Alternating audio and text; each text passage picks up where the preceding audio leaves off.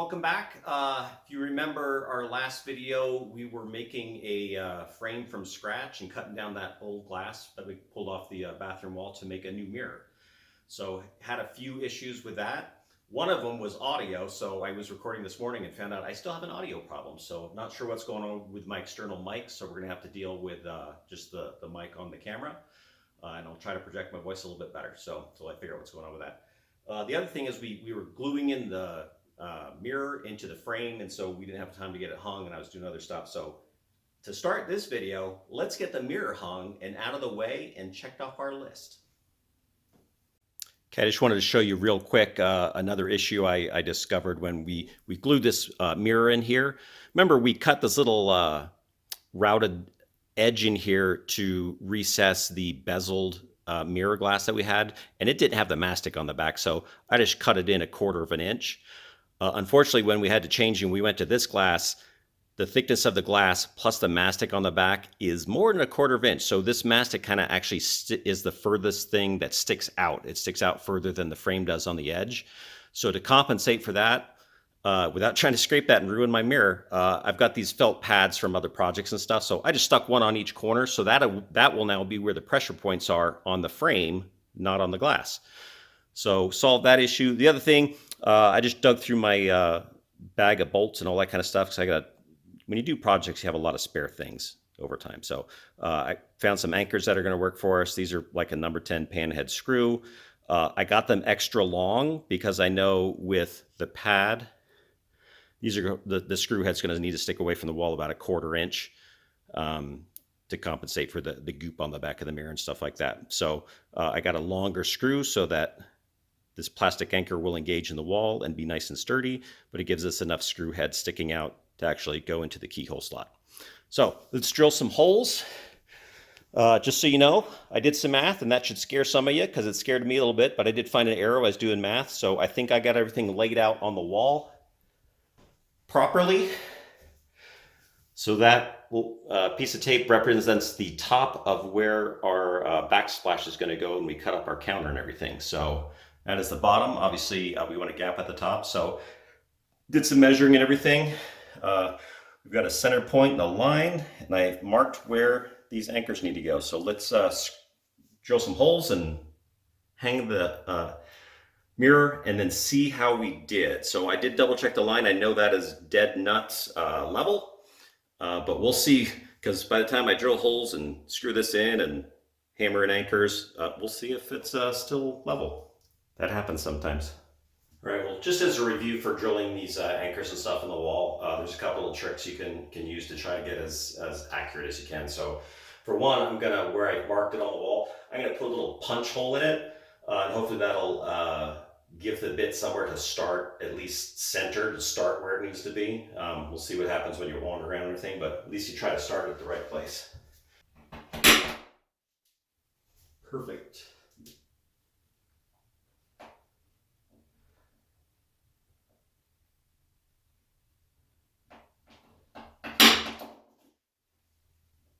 Okay.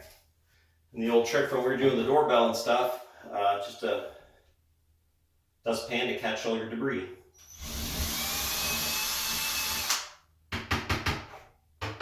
Let's clean up.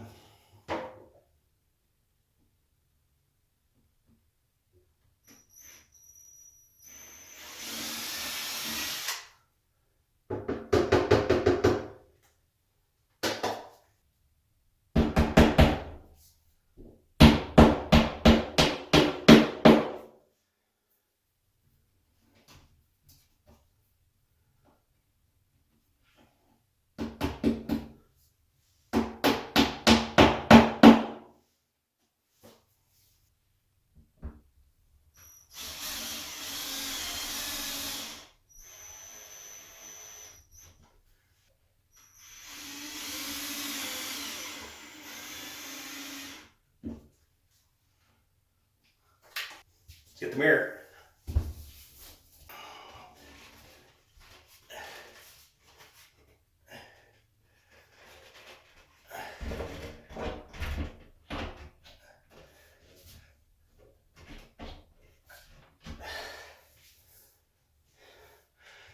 Okay, now that it's on, I'm going to double check the levelness of it and check this gap too, because this might be level, but if this gap looks funny, I will fudge it over so that visually it's correct.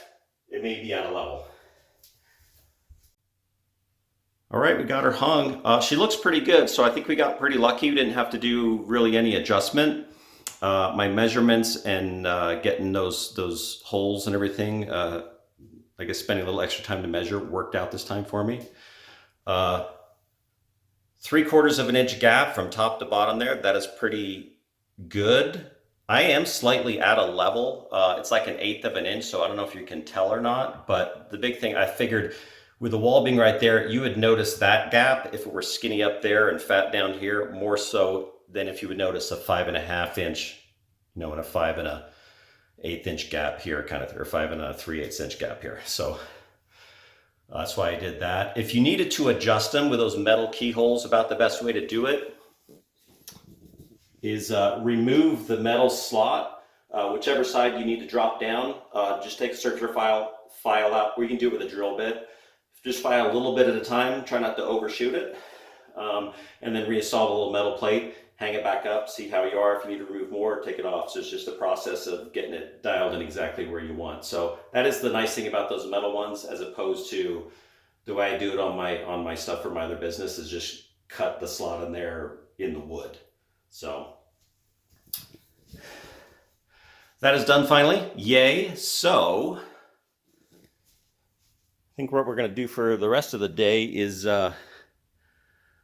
work on this pile, see what we can get installed. We got a toilet to go in, probably get some parts to pick out. Yeah, let's get these in. These are easy.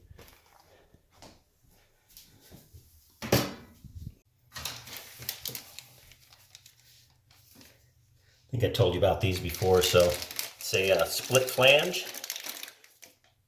So with an existing pipe, you don't have to remove the cap and do either soldering or re-weld stuff in plastic and stuff. It's got a split in the flange, so you should be able to flex that around the pipe, hopefully without breaking it. We will see.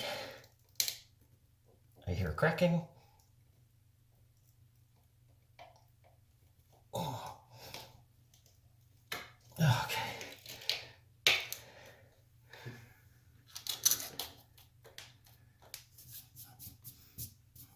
And we're going to hide the seam in the back, but looks pretty good. Done. Look at all the progress we're making. So here's another simple, super easy thing. I just threw the old one back in there because, why not? I was still making a mess. So put a new one in.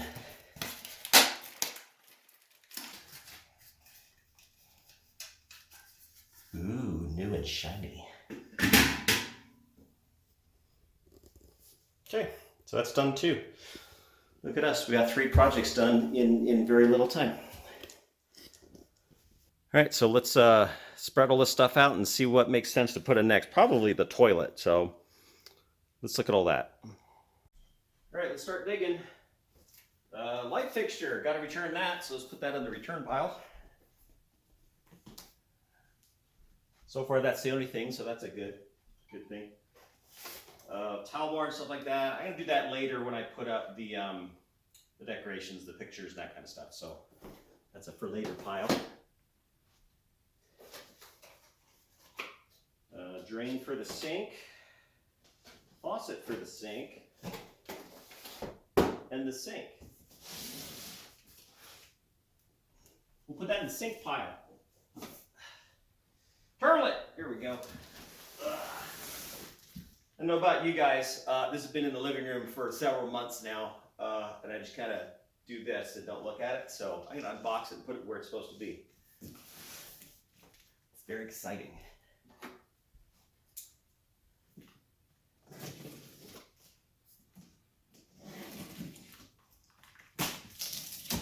Like this, it's got an elongated bowl. What I ripped out of there was just the shortened round bowl. So it's the elongated bowl. I think it's a little bit taller, call it the comfort height. And it's a dual flush. So should be much nicer. Okay, so found a potential problem that I want to take care of before it becomes a big problem. So Just checking all the parts, make sure everything's there, make sure everything's fitting properly, we're not missing anything, and nothing's damaged. So checked all the porcelain, it looks all good.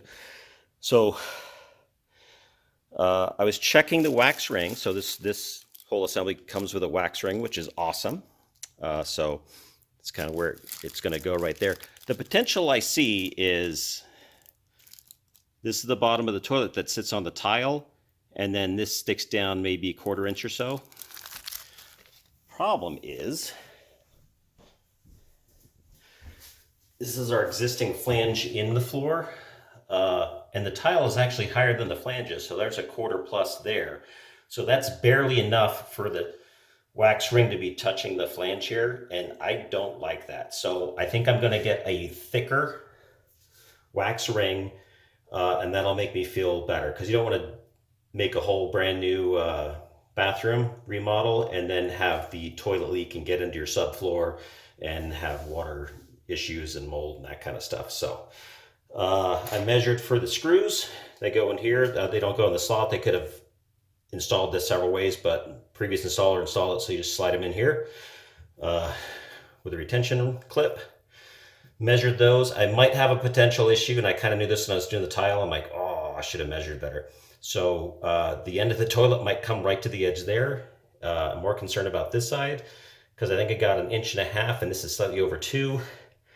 That's slightly over 1.5 inches, so I might be able to fudge the toilet a hair this way and be okay, but I won't know. And the other issue is I already used all of my grout. I used that entire bag of grout because I made too much, so I should have saved a little bit, which I always like to do, but I got a little overzealous second time I was doing this, so I mixed up way more than I wanted to or needed to, just to make sure I didn't run out, which is a good idea to do, but I didn't reserve a little bit for, oopsies and a possible issue there. So I'm going to get a wax ring that's thicker.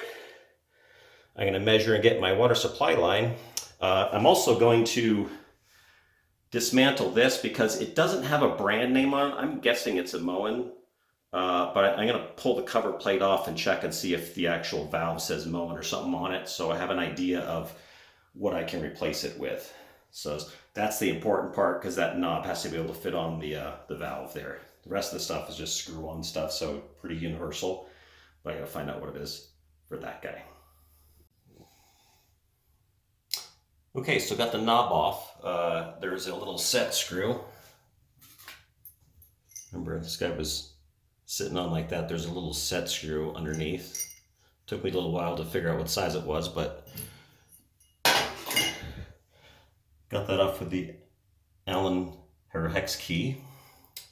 And then all this other stuff, Phillips head screw in the middle, so just hold the valve, unscrew the Phillips head, all this stuff slides out. And in the front of this, you can see it, it is a Moen. Let's see if I can figure out what that says. 10037 something. We'll check that and see if that's a model number or what. But for sure it is a Moen, so a lot of universal stuff will fit universally. So a lot of these look the same for years and years and years. So we'll see if we can find a brushed set for a Moen faucet and change out all this stuff, as well as, don't forget the shower head. Okay, so just got back from the store. Here's the wax ring that came with the toilet. Here's my upgraded ring. So if you can tell, it's a little bit thicker. It came with longer screws, because needing a thicker ring, I thought, well, I might need longer screws, and instead of making another trip back to the store, I just grabbed the jumbo ring with the screws. There's another one that's just a jumbo ring without the screws. There's $2 cheaper, but I mean, this thing is like $6 compared to, $4 or $5. So grabbed one with the screws just to make sure I had what I needed. So wax ring should be good. Supply line, I kind of measure real quick. It's about 12 inches, but probably a little bit more. So I have a 12 inch, and the next size up was a 14 inch for the connections that I needed. This goes to the tank. Then the existing valve in the floor is this connection. So I got a 12 and a 16, so obviously one of those will work. Hopefully the 12 does, and I won't have to do a little kinky weird thing or a loop-de-loop to get it to fit right. So now that I've got all the parts, I think I want to put the bolts into the flange in the floor and then test fit the toilet base just to make sure that I don't have an issue with tile or grout on the edges being seen where I overcut the tile. So I'm going to do that real quick, and then we'll see what we need to do. Okay, did the test fit on the toilet, so let me show you what I got. So first of all, the bowl is pretty centered in the hole. I did tape measured hole to wall, or hole to cabinet, hole to wall. It is pretty centered in there. Looks like we got pretty lucky on this side. It looks pretty good. That's where our light source is from. It's where people are standing using the sink, so people are going to see that most of the time. This was the side that, I probably overcut the tile there. Because you can see, maybe you can't, you can see a little bit of an edge there. So I think to cover that, I think I'm going to treat it more like a cosmetic oops than a structural oops or something like that. So I think there's enough of the toilet sitting on the tile that I'm not too concerned about a gap of 2 inches. So I think I'm going to get the matching caulk that matches the grout color that I picked for the bathroom. And usually I do like clear, or if it's, a white caulk around the base, whatever you have for your tub and tile caulk. But I think I'll get stuff that matches that. And that way I can go a little fat here and cover in that gap there, and it won't be quite as noticeable, hopefully. And then do a loop around the whole base of the toilet, and that'll keep it from moving or rocking or any of that kind of stuff. So it's always nice to have a little bit of caulk to be sure. You're not sealing the toilet and the drain to the floor. You're just sticking the toilet to the floor so it's not moving. So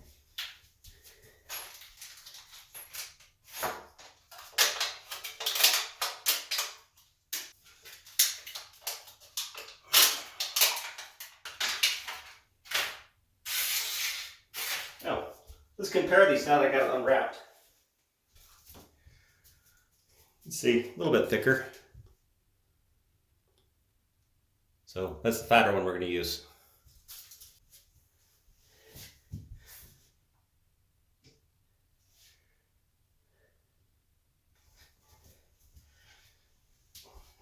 All right, just need to line the bolts over the holes and go straight down as best you can.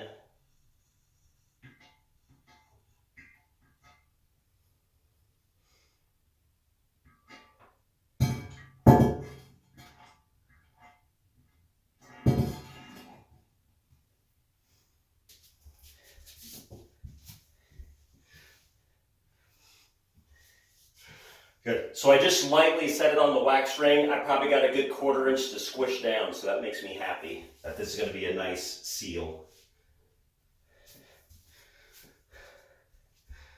So body weight only, and slightly twist.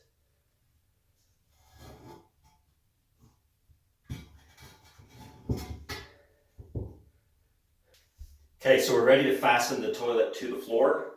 A lot of times you'll just have a plastic washer and a nut. Sorry, plastic washer, a metal washer, and a nut. And that plastic washer is just to catch the cap. There's a little lip in here that you just click them on. This particular setup skips all that and just has a plastic wing nut with an edge here so that when you click that on top of it, it's all covered. So I'm going to leave these off till the end to end. Make sure we don't have a leak. Make sure we get everything caulked properly.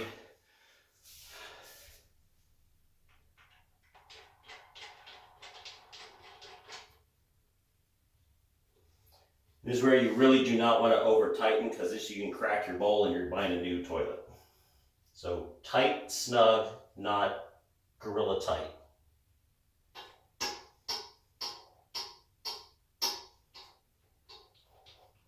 This job is much nicer with a new toilet. If this is a used toilet, you're like, yeah, your face is in everything. It's a nice new one, so it's like as clean as a kitchen sink.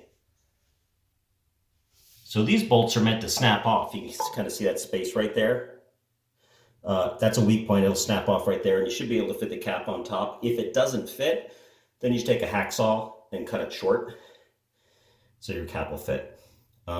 If you have the type that doesn't have a weak point where you can snap it, you're gonna have to cut it off with a hacksaw anyway. So, and then the plastic caps, just click on top of that. So after you cut that down. All right, so time to put the tank on. There's a rubber gasket that goes over this. So we put that on already, and then these two bolts. So you go in the two holes in the back. So then once you get the the tank onto the bowl and get it tightened down, again, snug, not tool tight. I think it's easier to scooch the bowl around if you need to, because once this is on there, and say you have a bigger gap here than there, that's super noticeable. So bowl less noticeable, the tank against the wall more noticeable. So washer and a hand wing nut.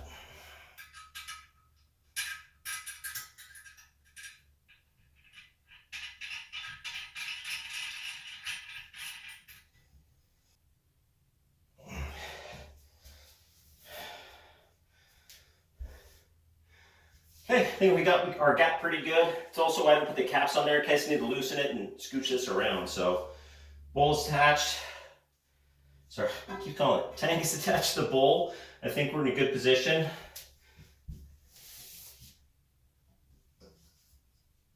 We're still tight there. Let's get our supply line on.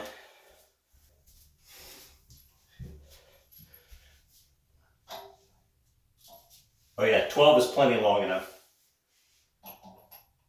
So we got lucky. We can return the 16 when we return the light.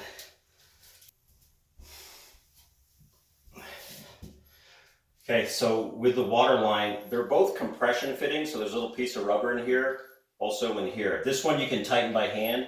This one you need a wrench for, but do not over tighten these. Compression, don't crush them because you damage the rubber and it's not going to seal well. So snug, not gorilla tight.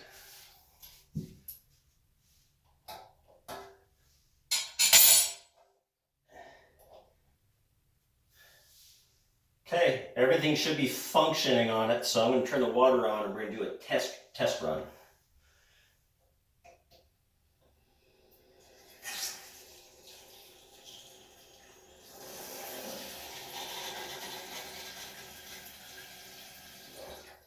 Before we go crazy, got a little water in there, starting to get in the bowl.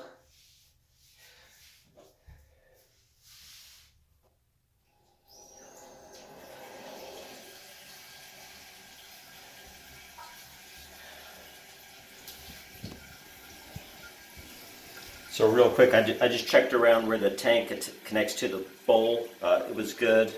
Each connection, just feel around with your fingers, see if you feel some drips. So far so good. No leaks. So good. And then the last thing we're going to do is we're going to flush and make sure we're not seeing water come out of the base. That would be bad. So that'll tell me whether the wax ring is not sealing or not. So. All right, let's give it a flush.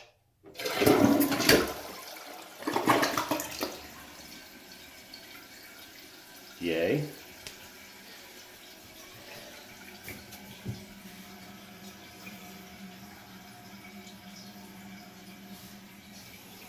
Okay, I think we're good. I'm going to do that a bunch of times just to make sure, get a lot of water running through there and see, just to make sure that we don't have a leak in the base or where the connection to the sewer is. So I won't make you watch all that.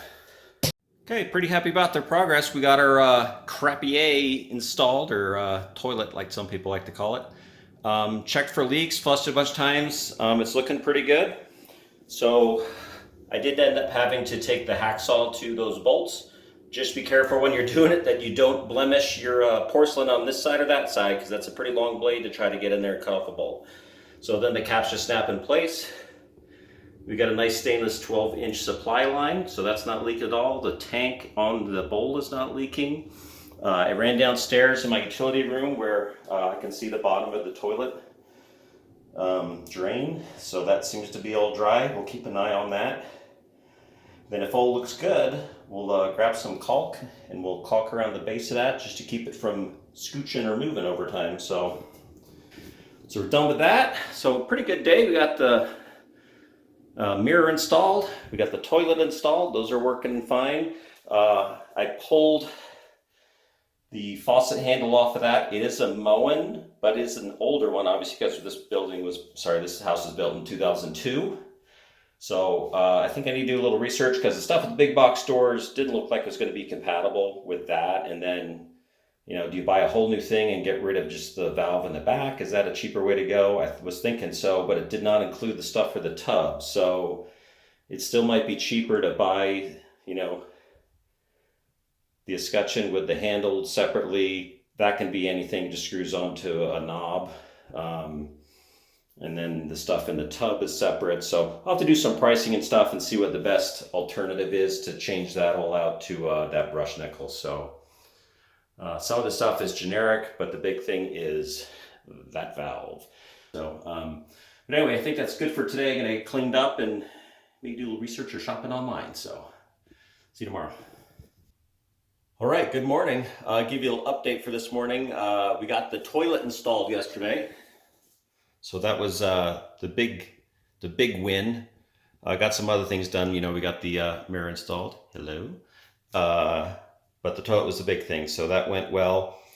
And then the other thing, I had to get actually into the valve there to see exactly what type of valve I had because I did some online shopping last night.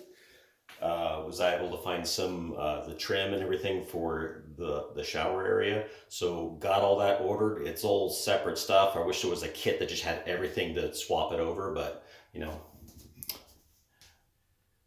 different parts for there. That was a two-piecer, shower head and the shower extension there. Valve was a different thing. The faucet and the overflow and the drains all purchased separately. So figured out what I needed, got all that ordered. So we're kind of waiting for that. That won't be here till tomorrow. So what are we doing today? I think the best thing is get the countertop out of my truck. It's been there way too long. So my issue has been they're in big pieces that I cannot lift myself. My issue is most of my friends are about my age. So they either work full-time, work way too many hours, or falling apart like me. So bad knees, bad back. And the other thing is they do not live close by. So it's tough to get, a few guys together to do that. So hence the reason that it's been in the truck for a while. So I think what I'm going to do today, all of my vanities that I'm going to use that stone for are smaller. There's not one that's bigger than 36 inches wide. So that's a good thing for me because I can go in the bed of my truck, and this is what I think I'm going to do. Cut them down into more usable size pieces for me. And then that way I'm hoping I can slide them out of the bed of the truck and use a dolly and kind of wheel them to the backyard where they're gonna, rest for a while before I really need them. So I think that's what I'm gonna do next. I'm gonna get out of my comfy outfit and put on some warmer clothes because it's a little chilly outside. And I wanna get that done also before it snows because we're in winter and the weather's good, but probably only 2 more weeks of that before the snow's falling and sticking on the ground. So let's get the countertops out of the truck.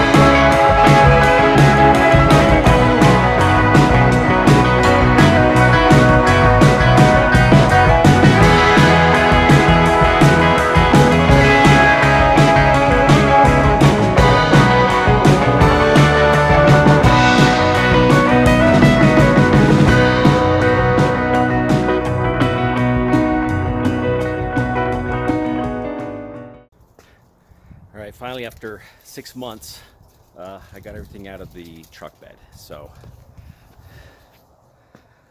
is now stacked in the back of the house where I can get to it easily. Of course, the last piece is the biggest and heaviest piece, so took a little bit of break there. And I think you also saw I smoked that little saw, so little Harbor Freight tile stone saw, but it's more of a tile saw. So I am worn out, but the stuff is out of the truck bed. I can clean up the truck, and I think call it a day because my arm is killing me. So hope that was fun watching. It wasn't fun doing.